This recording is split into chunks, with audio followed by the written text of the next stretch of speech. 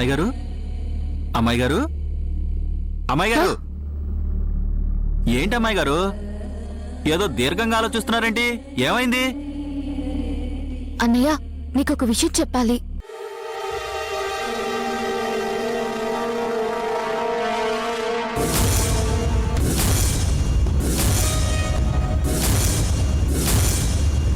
అంటే అయ్యగారు చెప్పినట్టు నిజంగానే ఆయనకు ఒక కూతురు ఉందన్నమాట.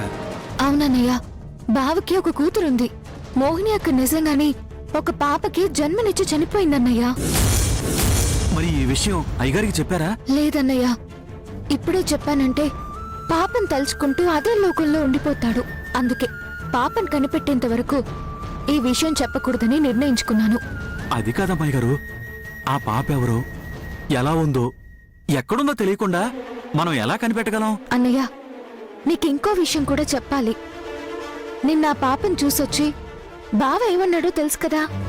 తనని చూస్తుంటే అచ్చం తనని తను చూసుకున్నట్టు, తనతో మాట్లాడుతుంటే తన మాటలే ప్రతిధ్వనిలా వినిపిస్తున్నాయని చెప్పాడుగా.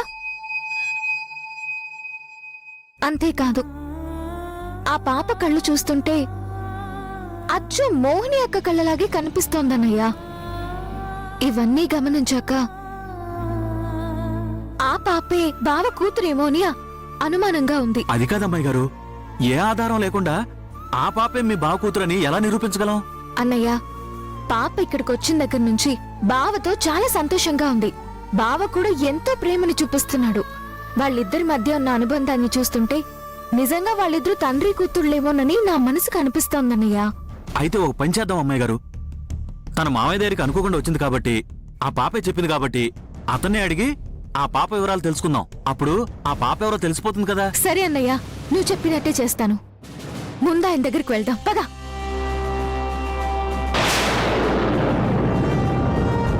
అన్నయ్య, అతను లేడేంటి? మొత్తం దిగ్గానే మనకు చెప్పకుండా వెళ్ళిపోయినట్టున్నాడమ్మా. మరిప్పుడేం చేద్దామన్నయ్యా? అమ్మాయి గారు, మీరేం కంగారు పడకండి. అతని ఇల్లు నాకు తెలుసు. మనం అతని ఇంటికి వెళ్దాం, పదండి. పద పదండి.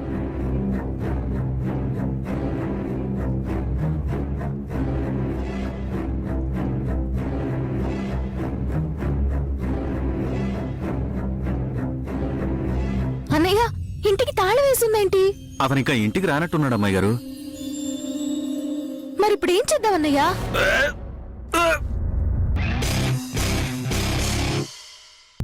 అదిగో అతను వస్తున్నట్టున్నాడు.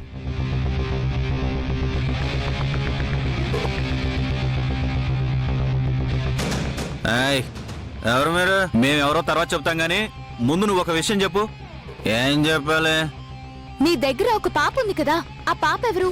అసలు నీ దగ్గరికి ఎలా వచ్చింది? ఏంటి మీరు అడగగానే చెప్తాననుకున్నారా? నేను చెప్పను. దీన్ని చూసినా కూడా చెప్పవా?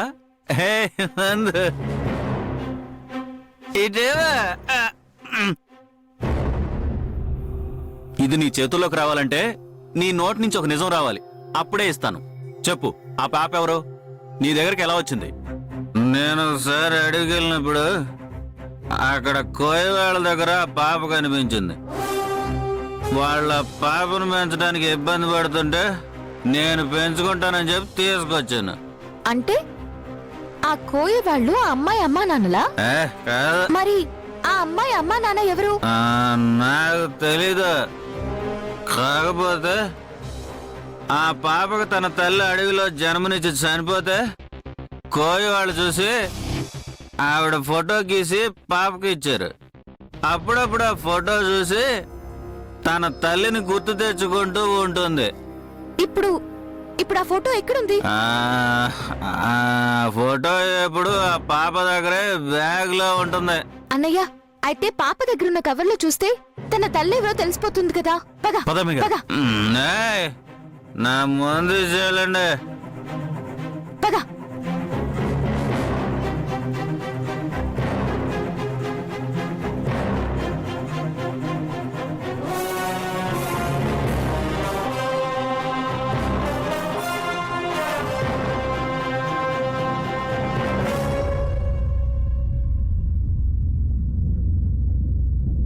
పదన్నయ్య. అలాగే అమ్మాయి బ్యాగ్ లో చూద్దాం.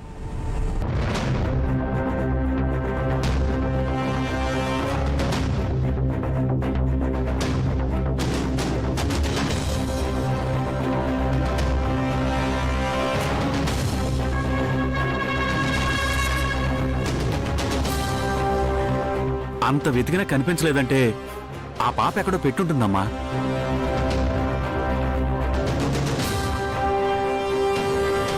ఒకవేళ ఆ పాప పక్కనుందేమో చూద్దామా? పద. అన్నయ్య, ఇదిగో బ్యాగ్ ఇక్కడే ఉంది. అవును. పద.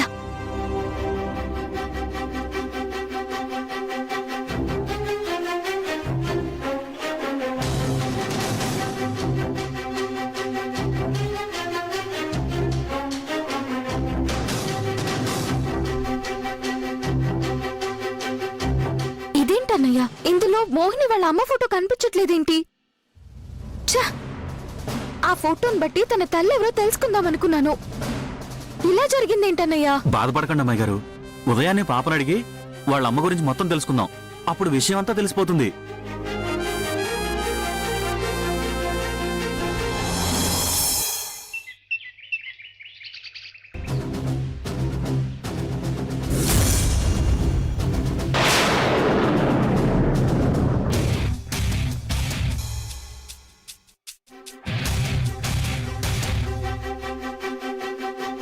శ్వేత,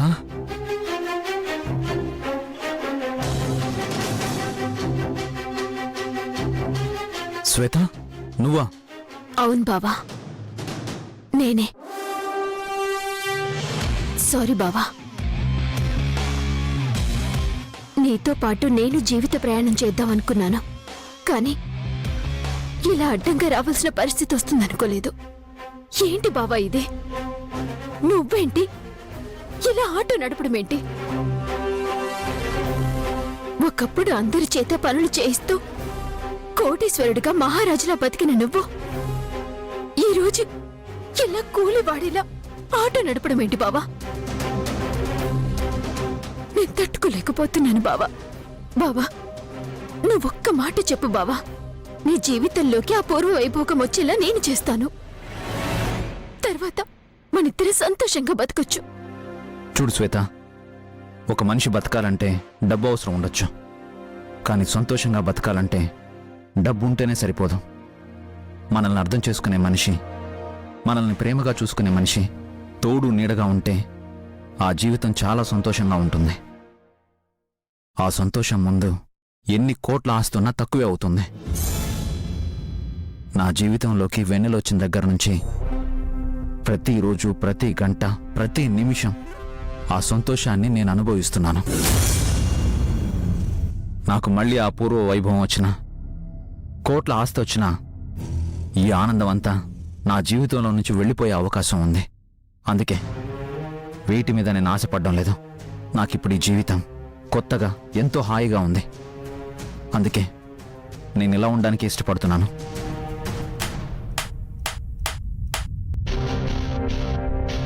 వావ్! ప్రేమ గురించి, సంతోషం గురించి, జీవితం గురించి చాలా బాగా చెప్పావు బావా. మరి మరి ఇంత తెలిసిన వాడివి నా ప్రేమను ఎందుకు బావా అర్థం చేసుకోవడం లేదు? నేను కూడా కోట్ల ఆస్తి కన్నా నువ్వే కావాలని, నీ ప్రేమనే పొందాలని ఆరాటపడుతున్నాను. మరి నా మనసు, నా ఆవేదన నీకెందుకు అనిపించట్లేదు బావా? నాకు కూడా నువ్వు పక్కనుంటే ప్రతిరోజు, ప్రతి గంట, ప్రతి నిమిషం ఎంత సంతోషంగా ఉంటుందో తెలుసా? అందుకే నిన్ను పెళ్లి చేసుకోవాలని ఇంకా ఇంకా ఇంకా ఆశపడుతున్నాను. ప్లీజ్ బావా, నన్ను పెళ్లి చేసుకో. లేదంటే నేను బతకలే. శ్వేత, నీకేమన్నా మతిపోయిందా? నేను నిన్ను పెళ్లి చేసుకోవడం ఏంటి? నాకు ఇదివరకే పెళ్ళయింది, భార్య ఉంది. ఆ విషయం గుర్తుపెట్టుకో. అయినా నన్ను మర్చిపోమని, నీ జీవితం గురించి ఆలోచించుకోమని ఎన్నోసార్లు చెప్పాను. ఇంకా ఇలా పిచ్చిదానిలా ప్రవర్తిస్తావేంటి? బావా, నువ్వు నాకు దక్కకపోతే నేను నిజంగానే పిచ్చిదాన్నైపోయేలా ఉన్నాను బావా. ప్లీజ్ బావా, నన్ను పెళ్లి చేసుకో. కనీసం నీకు రెండో భార్యగా ఉండడానికైనా నాకెలాంటి అభ్యంతరం లేదు బావా. నీ భార్యగా నీ పక్కన నాకు స్థానం లభిస్తే చాలు బావా. నాకింకేం అవసరం లేదు. ప్లీజ్ బావా, నా మాటని కాదనుకో. శ్వేత, అసలు నువ్వేం మాట్లాడుతున్నావు కనీసం నీకైనా అర్థమవుతుందా? నేను నిన్ను రెండో భారీగా పెళ్లి చేసుకోవడం ఏంటి? చిన్నప్పటి నుంచి మన సాంప్రదాయాలకి ఆచారాలకి ఎంతో విలువ ఇస్తూ పెరిగాను. ఎంతో మందికి మంచి మార్గంలో నడవమని సలహా ఇచ్చాను. అలాంటిది నేను ఇలాంటి తప్పు చేస్తానని ఎలా అనుకుంటున్నావు? పొరపాటును కూడా ఇలా చేశానంటే ఈ సమాజంతో పాటు ఆ దేవుడు కూడా నన్ను క్షమించడు. సమాజం బావా, సమాజం ఏమనుకున్నా నేను పట్టించుకోను బావా. ఇక దేవుళ్ళ విషయంకొస్తే చాలా మంది దేవుళ్ళు 2 పెళ్లిళ్ళు చేసుకున్నారు. 2 పెళ్లిళ్ళు తప్పు కాదని సింబాలిక్ గా వాళ్ళే చెప్పారు బావా.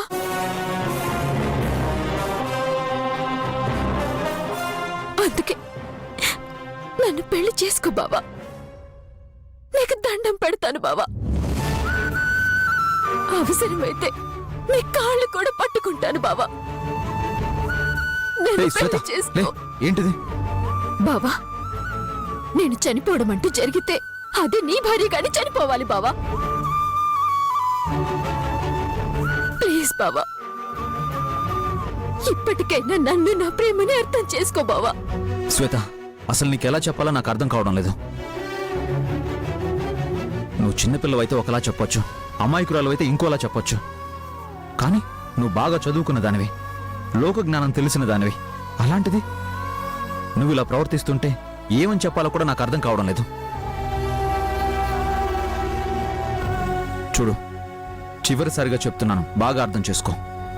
నా జీవితంలో, నా మనసులో, నా పక్కన వెన్నెలకు తప్ప ఇంకా ఏ అమ్మాయికి చోటు ఉండదు. అందుకే పిచ్చి పిచ్చి ఆలోచనలు పెట్టుకోవద్దు. కాదని ఇంకొకసారి నా వెంట పడ్డావంటే నేను చెప్పే సమాధానం ఇంకోలా ఉంటుంది. జాగ్రత్త. బావా, బావా, బావా, నేను చెప్పేది విను బావా. బావా, బావా.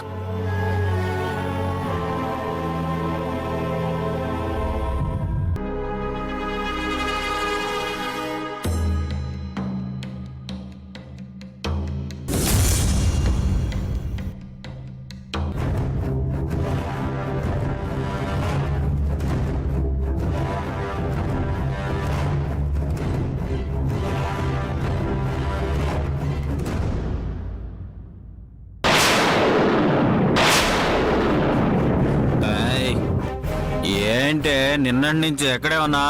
ఇంటికి రావాలని తెలవదా? పద ఇంటికి. రా. ఏయ్, అడగండి రా. ఎక్కడికి వెళ్తా? రా.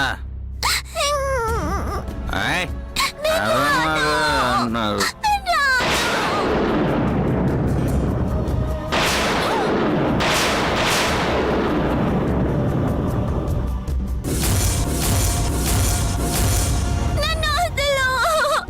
అమ్మా, మోహిని! పాప! పాప! అమ్మ మోహిని! అమ్మ మోహిని! పాపను ఎందుకు తీసుకెళ్తున్నావ్?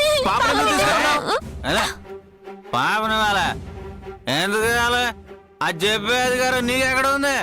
అడుగుగా అలా నేను ఇక్కడ ఉంటానంటే నేను వెళ్ళను. మా మావయ్యకి చెప్పండి. ఏంటి మాట్లాడాలంటే చంపేస్తా. నర్మస్గా మర్యాద తప్పకండి. పాపను బెదిరిస్తున్నావేంటి? పాప నీతో పాటు పంపించడం కుదరదు. పాపను ముందు ఇవ్వు. వదలా. ఇటు ఇవ్వు. చెప్తుంటే మీకు అర్థం కావట్లేదా? పాపను ఇవ్వడం కుదరదా? దీంతో నాకు చాలా పని ఉంది. అన్నయ్య, పాపను తీసుకో అన్నయ్య.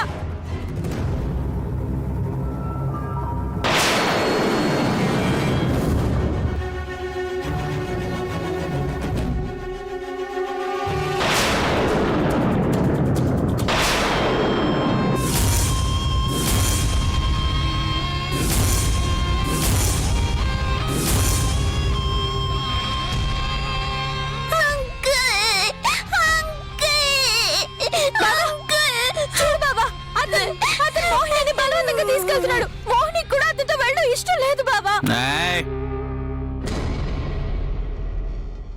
చూడండి, ఈ పాప నా మేనకోడలు.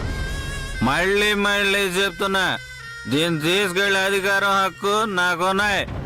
అందుకే చెప్తున్నా, ఏయ్, నువ్వు అబద్ధం చెప్తున్నావు. ఎక్కువ మాట్లాడుకు. తను నీ సొంత మేనకోడలు అయి ఉంటే ప్రేమగా చూసుకునేటట్టయితే మేమే నీకు తీసుకొచ్చి ఇచ్చేవాళ్ళం కదా.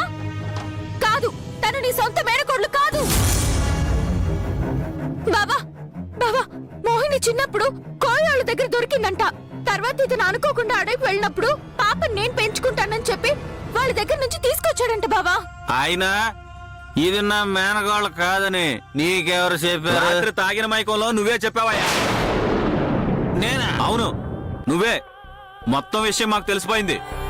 బావా, మోహినిని మనమే పెంచుకుందాం బావా. మోహిని కూడా మనతో పాటు ఉండడానికి ఇష్టపడుతోంది బావా. కాదనకు బావా. అవును అంకుల్, నేను మీతో పాటే ఉంటాను. మా మావయ్యతో వెళ్ళను అంకుల్. మీరు తప్పుకుంటే నేను వెళ్ళిపోతా.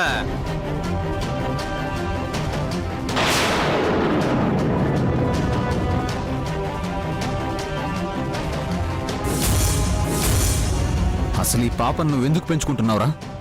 పెద్దయ్యాక అమ్మేసి డబ్బులు సంపాదించాలన్న ఉద్దేశంతోనే కదా? మాట్లాడు. రేయ్, ఈ విషయం నాకెలా తెలుసని ఆశ్చర్యపోతున్నావా? నువ్వు తన్ని ప్రేమగా పెంచినట్టయితే తన్ని చదివించాలనుకునేవాడివిరా. కానీ రోజు ఇలా తాగుతూ తన్ని పట్టించుకున్నప్పుడే నాకు అర్థమైపోయింది నువ్వేంటని. చూడు, నీకు కావాల్సినంత డబ్బు ఇస్తాను, కానీ పాపని ఇక్కడే వదిలేసి వెళ్ళు. వెన్నెలా. అలాగే బావా. ఇదిగో, ఇవి తీసుకొని దీంతో నువ్వెంత డబ్బులైనా సంపాదించుకో. రేయ్, ఇంకొకసారి ఈ ఏరియాలో కనిపించావో, పాప జోలికొచ్చావో నిన్నక్కడే చంపేస్తాను. వెళ్ళు.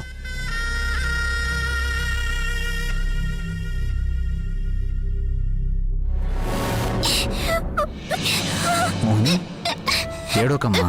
నేనున్నాను కదా. ఇక నుంచి నువ్వు కూడా మాతో పాటే సంతోషంగా ఇక్కడే ఉండొచ్చు. నీకే లోటు రాదు, సరేనా? Thanks uncle. వినలా, పద. అలాగే బావా.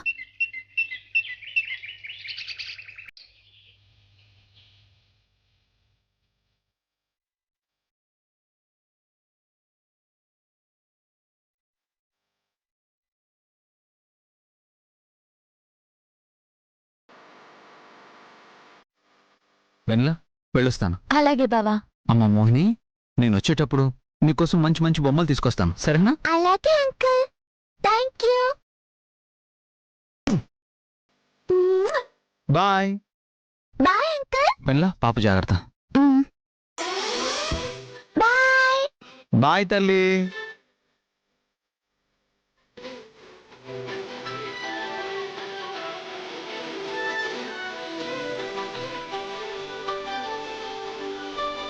అమ్మా మోహిని, నువ్వు ఇక్కడే కూర్చొని ఆడుకో, నేను ఇప్పుడే వస్తాను. సరే ఆంటీ.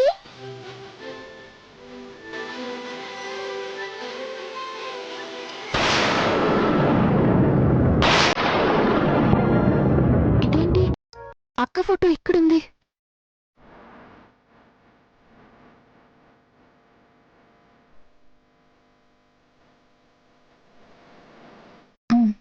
దీన్ని దేవుడి మందిరం దగ్గర పెడతాను.